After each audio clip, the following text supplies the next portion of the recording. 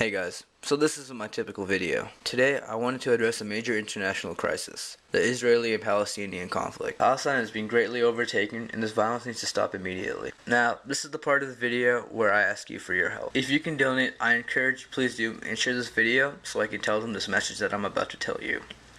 You don't have to be Muslim, you don't have to be Christian, you don't have to be Jewish, you don't have to be anything to donate, you just have to be human. Thank you guys so much for watching, and I'll see you guys next Friday.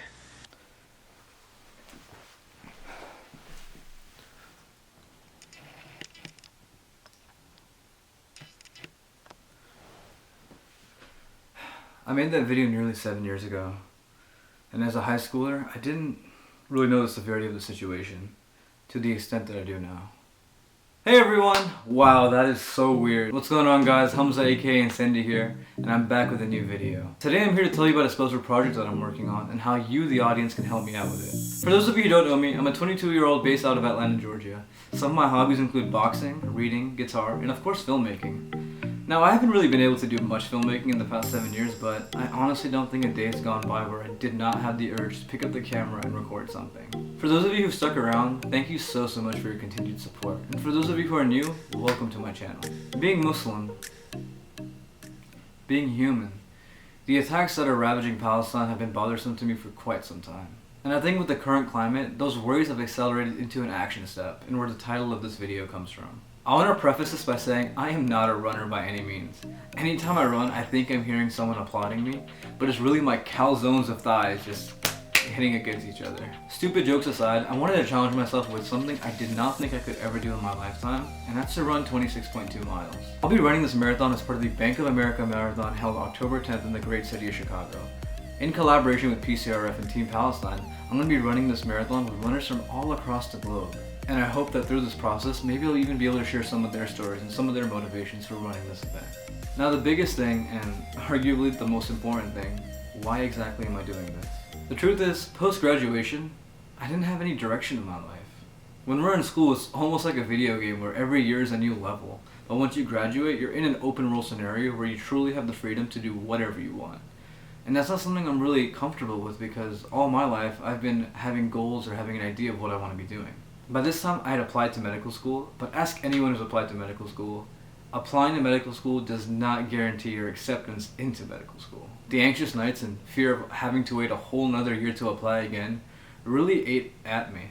As the months went on, I didn't hear back from many schools, and the schools I did hear back from put me on their wait list. With school starting in July, I could theoretically hear back in the last week of June, giving an acceptance, and I'd have less than a week to pack my life up and get ready for medical school.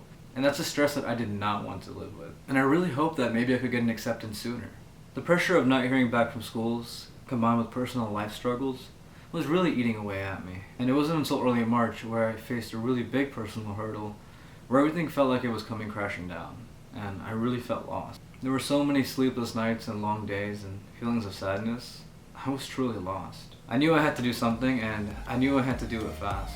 I'd been trying to lose the weight that I put on from studying for the medical school's admissions test for nearly 2 years, and I knew that whatever I wanted to do, it had to be something physical. I've always found myself to be the most happy whenever I have a goal in mind or something that I've set my mind to. Whether it be learning to box, learning to play the guitar, or even learning how to cook. Whenever my mind was set on something and I was working actively towards something, I always felt at my best.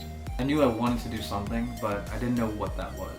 Fast forward to mid-May, when I was brainstorming some ideas, I was immediately flooded with images of a bombing that happened at Masjid al-Aqsa. I won't display the photos in this videos because I don't think I can stomach it again, but seeing a holy site like that being desecrated really didn't sit right with me.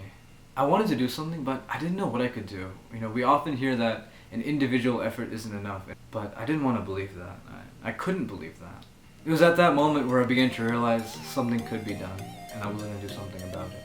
I decided that I would run a marathon for Palestine.